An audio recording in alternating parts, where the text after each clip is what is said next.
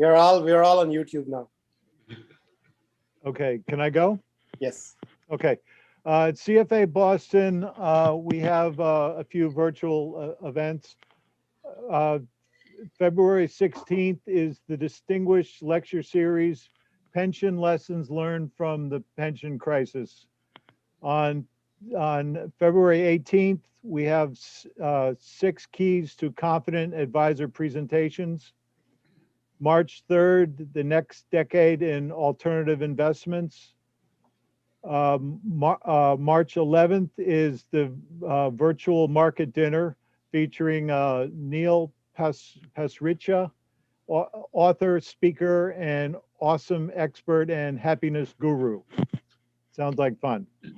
March 17th, we have a distinguished lecture series and do stocks outperform treasury bills. And March 24th, how fundamentally minded investors use technical analysis. And on April 8th, we have what story do you tell what story do you tell yourself? And on another distinguished lecture series, ESG confusion, stock returns, tackling the problem of noise and divergence in ESG measures. And then another distinguished lecture series, who owns and trades Bitcoin, evidence and from the Bitcoin chain, the blockchain. So Shri, do you have anything that you want to announce for QuaffeU or QuantU? Yeah, so next week I'm speaking at Premiere. The talk is about risk and machine learning models, stress scenario testing and evaluation, and it's a complimentary webinar. If you go to premiere.org, you should be able to sign up for that. It's a preview of a 6-week course we are starting in spring with Premiere. And we're also doing another course called Algorithmic Auditing for Machine Learning and Artificial Intelligence Models. Both of them are targeted towards the financial services community and how AI and machine learning and risk and stress testing could be used for various aspects.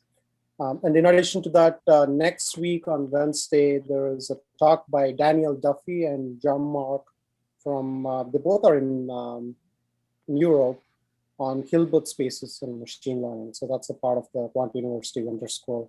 So that's going to be next week, 12 o'clock Eastern time. It's going to be a lunch hour on Tuesday. So I can send out the information to you if anybody's interested. Both are complimentary. Shri, did you say Hilbert spaces? Yeah. Hilbert spaces and machine learning? That okay. I'm interested to learn more too. They've done some work. Yeah. All right, cool. Are there any other announcements? Speak now or forever hold your peace. Do you have another speaker for next month on QuaffeU? We do. It's I can't remember his name. The guy who used to work for Mark Kritzman. Sebastian Page. Yeah, Sebastian. Okay. And he's going to be talking on. I forget what he's going to be talking about. It'll so come out. Anish, I thank you for the short bio. Anish's bio is trained as an applied mathematician, MS research, UC Berkeley, MS in ABD, PhD in applied math, Brown. Anish Shah has been a quant for years, including stops at ITG, Northfield, and the shuttered ship tracking company Cargometrics, all the time contemplating uncertainty and the effects of estimation error. Yeah. So anyway, it's all yours. Okay, thanks. My pleasure to be speaking here. So Anish, I'm going to make you the host. Okay. Okay, got it. before I start the slides, just if people have questions, just interrupt, I think. Right? People aren't muted, right? You can No, just no, press. anybody Okay. can speak up and. Yeah, anybody so can so jump in. just if you have a question or if you disagree with something, in fact, if you disagree with something, it's more interesting. So just press the space bar and start talking, and it makes it so much better if people start saying things that, pushing on things in different ways and injecting opinions. So just interrupt. You can use the chat, but I'm probably going to miss the chat. So if something shows up in the chat, someone let me know. Okay, so I'll just share my slides now.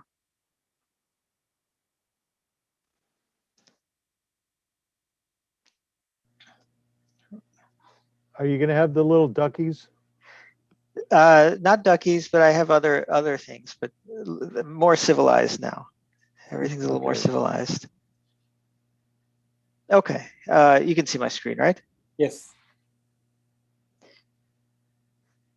Okay, so the title of the talk is Risk Under Parameter Uncertainty and Price Movement. And as Hugh mentioned for my bio, I've been thinking about uncertainty for probably 6 years now. And this, I think, is the broadest application of that work. Some of it is uncertain optimization and different ways of uncertain portfolio construction. And this is more of a reporting function. So how does uncertainty and price movement affect your portfolio's risk? Okay, and with that, I'm going to get started. So I'm going to give you just 2 quick slides about what I'm going to talk about. So the first is risk decomposition, which many of you must have seen before. If you use Northfield or Bar or Axiom or any of these standard tools, this is probably the most popular report that people use. And it's a tool to understand portfolio's risk, but it's the net risk. And the net risk is what remains after hedges cancel. So this is the net risk in the portfolio. And if you have a long short, for example, in market neutral, you have the market effect is hedged out, and then you have other risks, right? But often these hedge risks are bigger than the net.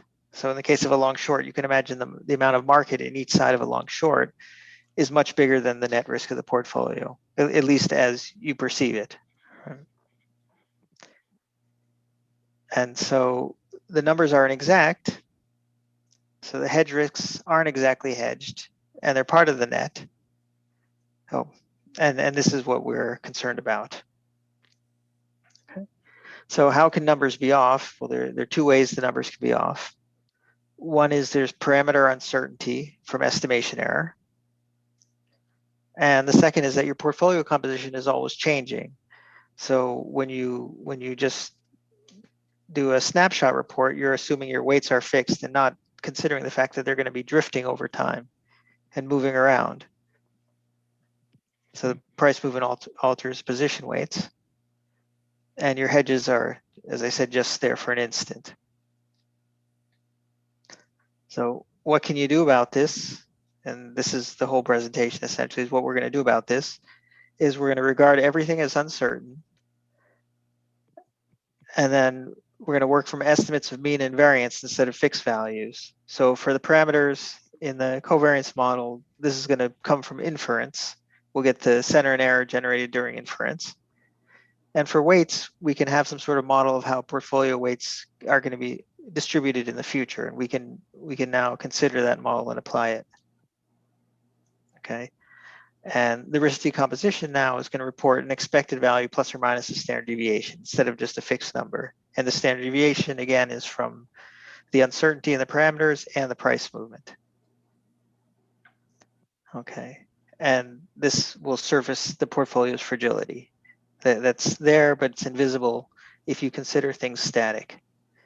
Anish, I'm going to try to be the first person to ask the questions. Yeah. So how is standard deviation different than, when these typical reports come out, they always have a tracking error?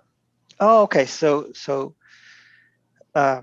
tracking error is the volatility of your portfolio, right? The standard deviation of your portfolio. And now imagine this is your tracking error. So you say your tracking error is 5, right? Now you're going to get your tracking error is 5 plus or minus 2. so you have a standard deviation around all these numbers. Or you might say that my portfolio has a risk of 10% coming from, say my portfolio overall volatility is 25%, and I get 10% from the tech sector, and that's what you would get the conventional way of doing it. Um, just right now, my cat is hovering around my chair. Yeah, she just came out. She's a shy cat, but not right now. So instead of just this fixed 10%, you're going to get now tech sectors give me 10% plus or minus 4%, right? So you have a range of error around these numbers, and I'm going to be repeating the same message throughout because it's a simple message, but I think it's a useful message. This range of error just comes from the uncertainty in the parameters and the fact that your portfolio weights are going to move around. So we have a distribution of what the risk could be based on these things. Does that answer your question? Yes and no, but let's go ahead. Okay. Okay, but I appreciate the questions. No. Yeah. Yeah, I'll give you more. Okay, perfect. And just this is one quick slide. Where is this especially useful? If you have leverage, it's really useful because in the case of leverage, you're going to have a lot of offsetting effects. And when your perception is off on these things, you can have a lot of hidden risks. So you can just imagine you have in the case of a long short, your longs and your shorts don't properly offset the market effect. And now you have some hidden market effect going on there. Or quickly, some price movement can throw off the hedging. So in leverage, I think that's the biggest case. If you have concentrated positions, this is a problem. One, because the error in the parameters doesn't diversify across many positions, and because the price movement is a lot more significant. Right? One price can move in and change your composition. If you have alternative, illiquid, any kind of asset that's not clear how to model, or it's not well modeled, then you want to consider the uncertainty because there's a large range of possibilities what could be going on. When you optimize, you end up optimizing to erase these certain risks according to perception. But if you vary the parameters a little bit, you might be actually retaining the risks. So if you have an optimized portfolio, it's useful to know what's there if my parameters are off a little bit, right? And then another case is if you're rebalancing infrequently, because you might, for example, let's say you're trying to track something and you're doing, say some sort of indexing thing where you're trying to mimic an index, and you think you have it down, but because of uncertainty or because of price movement, very quickly you're going to have some tracking error from this index and you're going to have to rebalance. So you're either going to have to rebalance or you're going to start having some tracking error to the index. So if there's some infrequent rebalancing going on, it's more of a concern. Okay.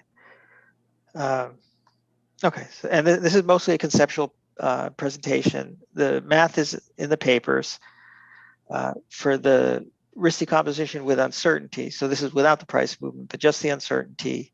It's in one section of this risk parity paper, uncertain risk parity paper. And I can share these links in the chat afterwards. Okay. With uncertainty and price movement, the paper is coming. So there's just a stub up there on SSRN.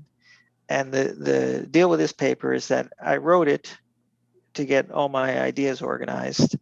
And then I saw, okay, everything makes sense. But it was completely incomprehensible to everyone else. So actually, Dan D from Northfield saw it, and he just saw it in my hand. And he said, I can tell you right now that you can't have a paper with that ratio of math to text, because it's probably 3 pages of math for every page of text. There's a lot of math in this, a lot of math. But this is coming, so the paper will be coming.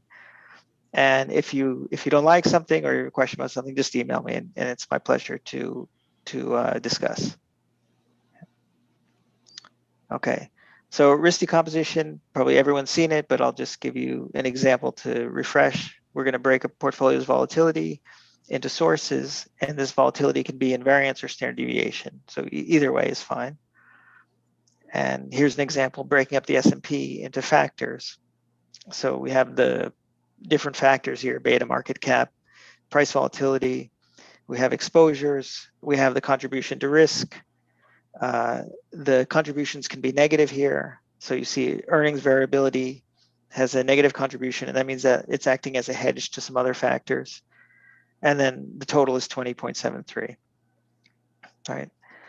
And we can do the same thing now, but we can do it by, say, sectors. So let's make some space on my screen here. Okay. So by sectors, information technology is giving 7.6% risk, and they sum to the same 20.73. So however you cut it, you get the same total. Just you can cut it different ways to get different perspectives into the portfolio to see what bets are going on, and these bets can be bets that you intend to have there, or there might be some hidden bets there. There might be some undersized bets, but it's very informative. I think probably anyone who's done the portfolio management has looked at these very often, right? Okay. So let's look at the risk contributions geometrically. We saw the numbers before, 16%, things like that. And there's a nice geometric interpretation. And this is from a paper by Jose Manchero and Davis, not the map, but the formula that does this thing. So risks are like directions. So north, south, east, west, right? You can think of risks like that. Though we have beta or growth value, we have different directions, but they're just directions. And standard deviation is length, right?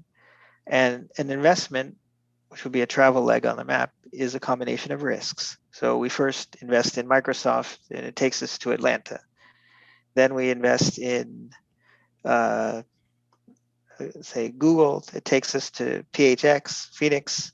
We invest in GameStop. It takes us to Denver. And then we add all these things together, and we get the portfolio, which is a sum of investments, right? So this is the same thing is happening. It's just not happening on a map. It's happening in this risks, the space of risks. Okay. And the contributions, so what we call a risk contribution is movement in the direction of the portfolio. So for this first investment, we can see the dotted green arrow is the movement in the direction of the portfolio. The second investment is, again, we count the movement in the direction of the portfolio. And this last investment is acting as a hedge. So it's negative, but we've counted only the movement in the direction of the portfolio. And the movement in other directions nets out to zero. Right, so just to put it here, this dashed line with the circle at the end is the movement in the other direction. And then now we have it in the gold and in the red. And these things net out to zero. Okay. So you're ending up in Bermuda? No. So that's that's if we took the alternative portfolio just with the first parts. That'd be more like Jamaica. Yeah. So does this picture make sense to everyone? Because this is it's a really neat way of showing this. A lot of times we just see it in like XY space, and it's pretty boring. That's cool. Okay, but it makes sense to everyone. Yeah. Yeah. So the key idea here again is that the only thing that we're counting is movement in the direction of the portfolio, and anything that's orthogonal is it cancels out, right? And the hitch is that these orthogonal pieces can be quite large, and if your perception is off, then they're actually not orthogonal and they're part of the portfolio. Okay, so how can this go wrong? Well, there are two ways this can go wrong.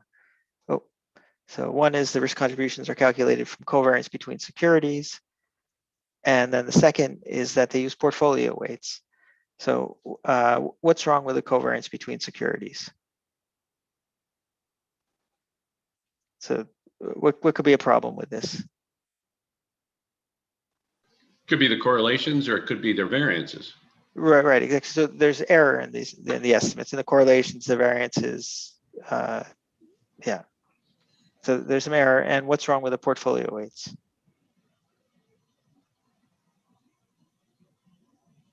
Could be the same thing. Of course, their weights are dependent upon all those things. Well, it could. It's so. That's true, but they're moving around.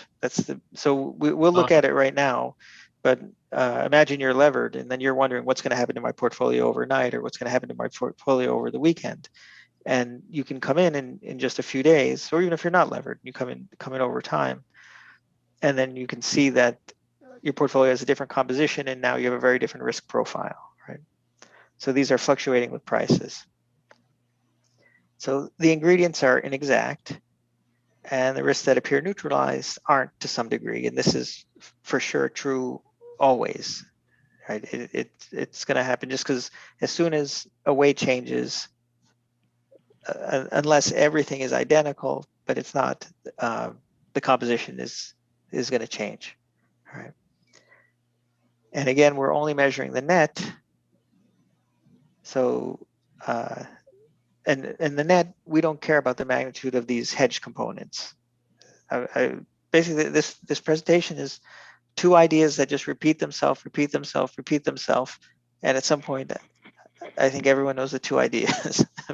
But so if you, for example, if you have a long short and you're long, this is a stylized example. So all these, I'm using stylized examples here, but all this applies in a general sense. I just can't, you can't see it clearly without just using a computer to do all the calculations. So let's say you have a two stock portfolio, or you're long beta 1 stock, short another beta 1. And then you have a second portfolio where long beta 3 stock, short another beta 3. So they seem the same, but what could be wrong with the second one?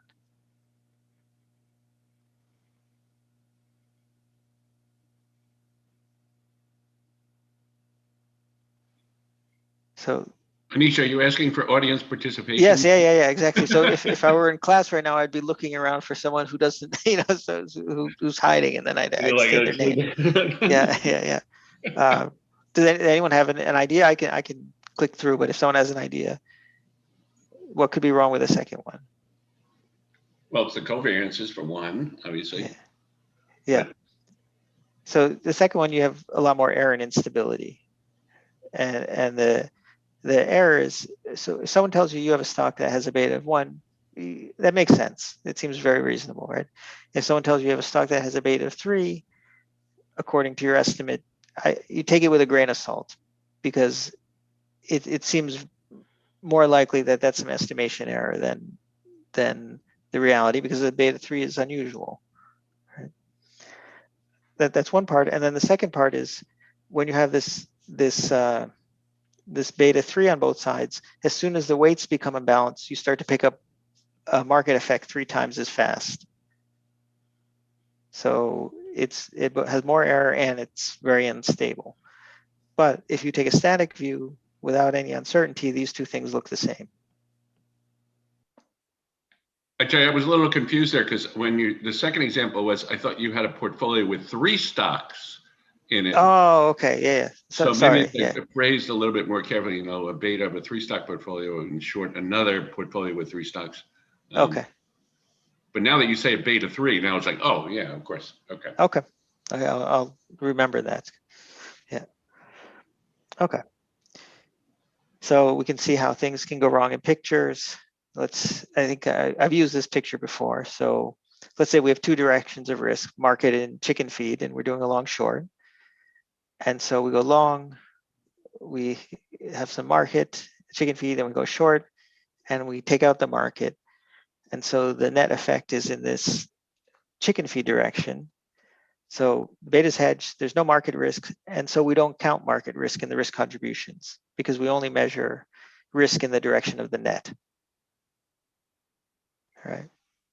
We remember the map picture. We just counted movement in the direction of the net portfolio. All right. Okay. And so what if beta which is estimated not known, isn't perfectly hedged? What can happen? Right. So as soon as the numbers are off, then we start to pick up beta risk in the portfolio. And in this case, beta risk is probably going to dominate whatever else is there, right? And then these directions vanish regardless of the sensitivity. So you can have very large offsetting effects where if you change something just a tiny bit, it would radically change the portfolio's risk profile.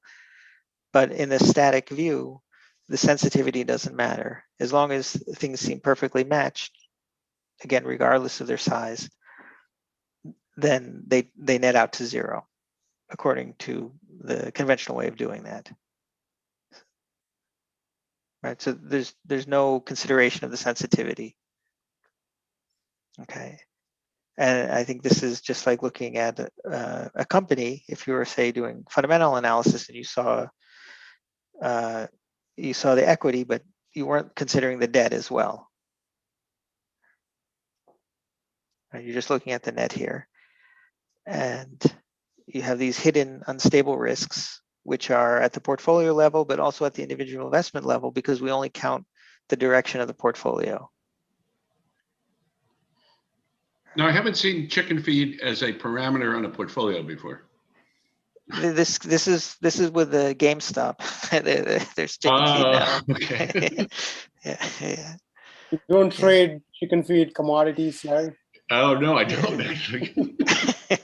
I might. Yeah. And so the last thing is that these optimization is going to find these perceived hedges. That's what it's meant to do. So it's going to offset all these things according to your perception, and it's going to create these situations where things are perfectly lined and invisible. Perfectly lined and invisible. Okay. Just to talk a little bit about price movement, your hedges aren't stable. This is no matter what. So hedge today doesn't mean hedge tomorrow. And we'll just look another stylized example. I'm using the stylized examples because you can show them on a slide, but this happens in more complicated cases. I just can't. I can't draw it with crayons here. So let's say we have portfolio A, which is 50% beta 1 stock and 50% another beta 1 stock. So even if the price changes, this portfolio has a beta of 1, right? And now let's say we have portfolio B, which is 50% cash and 50% beta 2 stock. So this portfolio has a beta of 1. But what's the problem with portfolio B?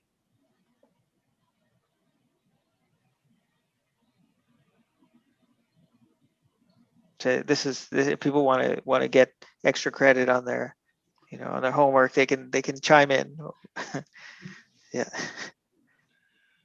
So portfolio B, well, if the market rises 10%, now your portfolio is less cash and it's more stock, and your beta goes up. So we have beta of 1.1. And if the market falls 10%, now the portfolio is more cash and less stock, and has a beta of 0.9. So this portfolio beta is constantly changing and it's unstable. All right. So we can quantify the stability by looking at the future distribution of portfolio weights. And I think this is the right way to look at the stability of hedges. Stability of hedges is something I was thinking about more than 10 years ago, and I finally think this is the right way to think about them, is to look at the future price movement and see how things hold up, to see how things react. So in this case, I mean, you're saying the change in the weight is the key. Yes, yeah. This is just a price movement effect. Right. Yeah. But when we take a static view, these two things look the same. Yeah. Yeah. Okay. So what are we going to do? Again, the problems are the parameter estimates are unavoidably imperfect. The composition changes with price movement. Right. And so the solution is, let's evaluate across the range of what's possible. Not take a static view, but look at a distribution. And we'll use parameters, mean, and covariance. And we'll model the distribution of portfolio weights over the horizon of interest.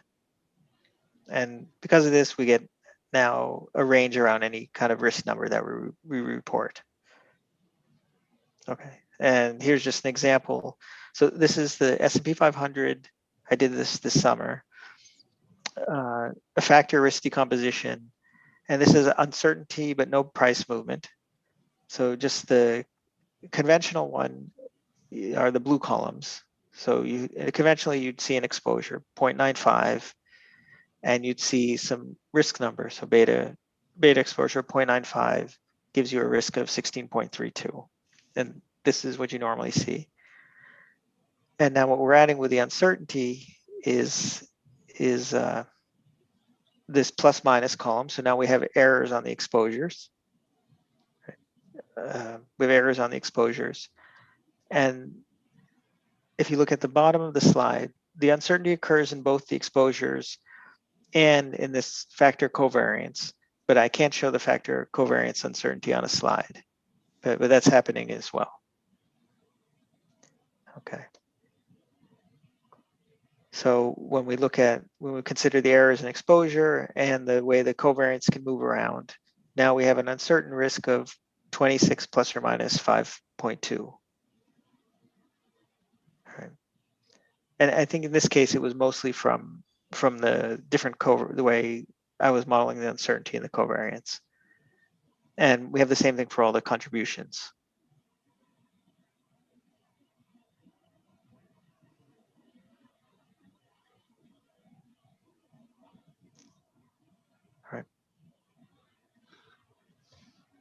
Now, do the conventional risks have to fall within the confidence interval of, so you like at the bottom line, you have the stock specific of about 24, but you have 18 plus or minus 4. Yeah.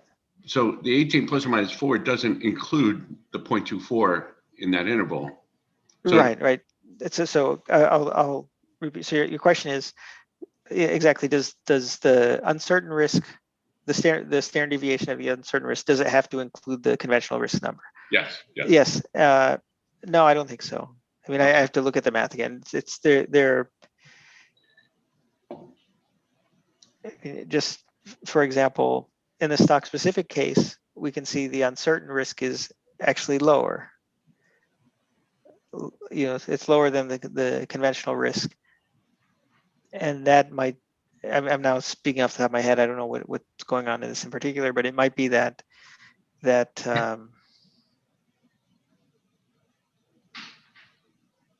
might it be? Actually, I'm not sure the cause, but it's reasonable that these things can be different. I mean, it means the model is actually more flexible. I mean, if you were forced always to have an interval that included the conventional, then in some sense you could reduce it to another simpler model. But so this is encouraging. It's a richer model in that sense. Yeah, I mean, it just has, basically everything has uncertainty around it. And then the way the math falls out, you get these numbers in this case. Right? Well, I'm not really certain about uncertainty. Okay. Somebody turn my microphone off. Okay, so just again, we had the conventional risk 20.73 and the uncertain risk of 26. So now let's just cut it a different way. Instead of cutting it by factors, so it's 20.73 and 26.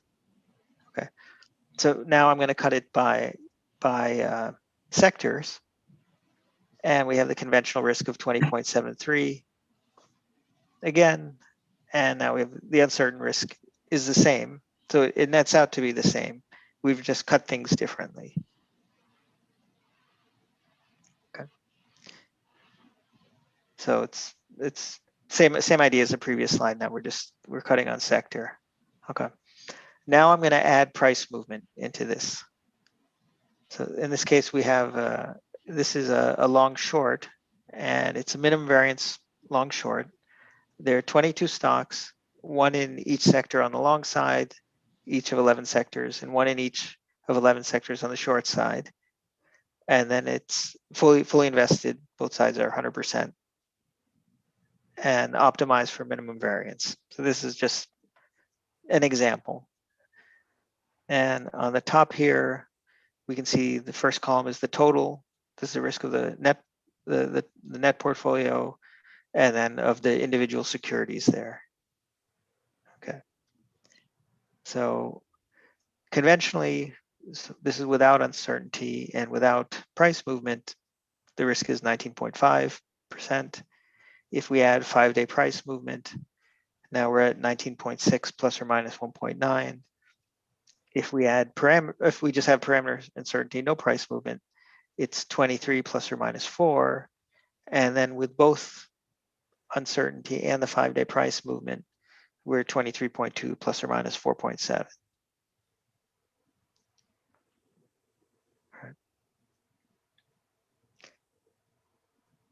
Okay, and just you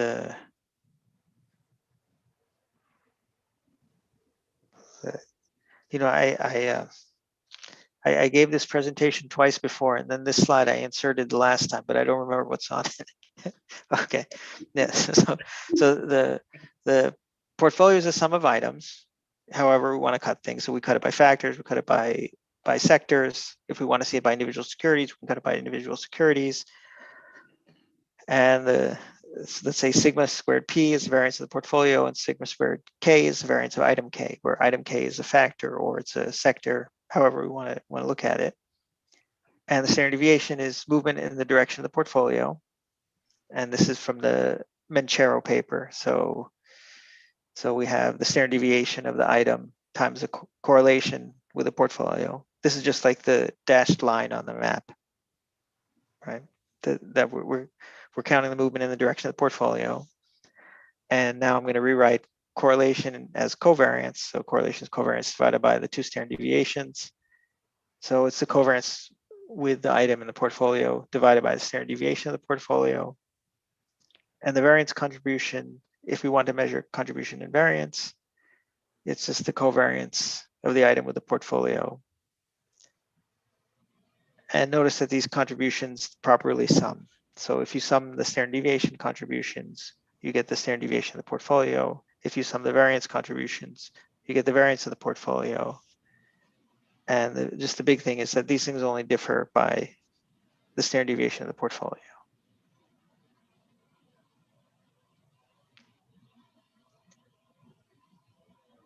So it doesn't matter how you're counting these things. If you count them in standard deviation, you get the same fraction that you'd get if you counted by variance. But that standard deviation of the portfolio is uncertain too, isn't it? I mean, so now we're going to add uncertainty. But that's a good point, important point. So in this case, everything is fixed, and now they're proportional. Because of the way the calculations work, we're going to be calculating the variance contribution and then getting an approximate standard deviation contribution once we consider uncertainty. So let's say if we wanted to look at risk contributions by security, W or portfolio weights, C is the covariance between securities, and the variance contribution from security K is just the covariance with a portfolio, which is just WK times the sum of CKJ times WJ, right? Okay, and let's say the parameters are uncertain and the weights shift. Now VK is random, and the expected value of VK, we can just take the expected value of this, move the expectation inside the sum. We'll say C and W are independent, and now we get this expression here in the blue.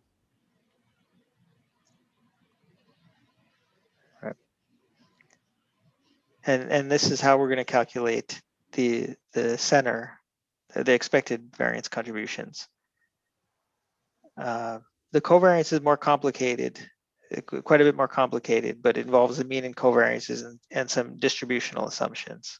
Basically, just assuming things are Gaussian. Okay. So we need to model these things. And if we're doing the standard deviation contribution, we can't get the expectation. We can't compute the expectation, but we can get an approximate center and an approximate covariance from linearization. So if you remember from the previous slide, the center, the standard deviation contribution is the variance contribution divided by Mhm. sigma p. So now we're going to use the expected variance contribution divided by the square root of expectation of sigma squared p, because we can compute these two things, right? And we're going to get an approximate covariance from linearization. Okay. So how do we model uncertainty? W is just whatever model we have for price dynamics. So imagine that you can use anything. You just say, this is my mean and covariance over my horizon of interest. For C, one way is to do the uncertain covariance models as I came up with. And everyone's seen this picture. I don't know how many times I quaff a few, 3 times or something like that, but I'll give it to you again. So we have a factor model, covariance in pictures. So we have risk factors, which are like wind. Exposures are like sails. And we have a stock specific effect, which is like a motor. And a sailor told me I had the motor on the wrong side of the boat. Yeah. And we just do this for all the other stocks. And now we have a model of covariance of how things are connected, right? And if we want to do this with uncertainty, now the factor variances have a mean and a covariance. So they're not fixed. The exposures have a mean and covariance. And they're not fixed. And the stock specific effects have a mean and variance. And we're gonna, I worked out the math, how to propagate all this information up to the portfolio level or to individual covariance entries. And all the calculated quantities, so for risk contributions, our portfolio variance, they're gonna have a mean and variance around them instead of just being a single number. Okay. So just the summary is, risk decomposition is a very useful tool to assess the portfolio's risks, and everyone uses it. But these perfect alignments hide risks, and the optimization creates these perfect alignments. And the ingredients are uncertain, so the alignments don't even exist, even though the optimizer tells you they exist, or however you constructed the portfolio tells you they exist. And even if they did exist, the price movement's going to break them. So they don't exist for sure. So what are you going to do? You analyze with the parameters and weights explicitly modeled as uncertain. And this is going to surface the latent risks and fragility of your portfolio. And if you like this thing and you want it in your portfolio, tell your risk provider. So this is going on Northfield. I hope sooner rather than later. And I've approached all the big vendors, and some of them said, when the clients start asking for it, then we're interested. So let's have the clients start asking for it. The idea is applying other risk applications. So this is something I've been playing with, not with success, but just I ran a few experiments. But what if instead of optimizing the portfolio's variance now, you optimize its expected future variance? And this accounts for price movement. So maybe you get something that's more stable. Or we can penalize uncertainty during optimization. Right. So there are assorted applications for these things. And I think that, do I have, oh, yeah. Yeah, and so that would be the last slide.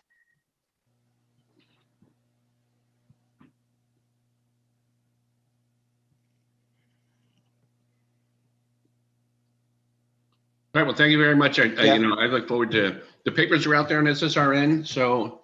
Sure. I can, well, you have my email. You can always email me for the links, or I can email Hugh and we can put them somewhere. Yeah, that'd be great. Thank you. And Shri will provide me a link of this recording, and I'll send that out. Yeah, and Anish has also sent out the slides. I'm going to include the slides along with the presentation.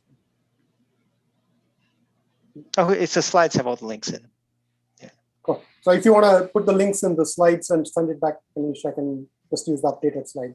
Actually, I think the links are It's already there. in the slides, or if you click on one link, you can get to the other ones. Awesome. Yeah. Okay. Yeah, Well, quick, nice to see everyone. It'd be nice to see you in person. All right. Yeah. Well, You know, fingers crossed that our world returns. Yeah, yeah, yeah. we're almost there. thank you very much, Thanks very much. Anish. Excellent. Yeah, care. thanks. Yeah, take care. Thanks so much. See you. Bye-bye. All right.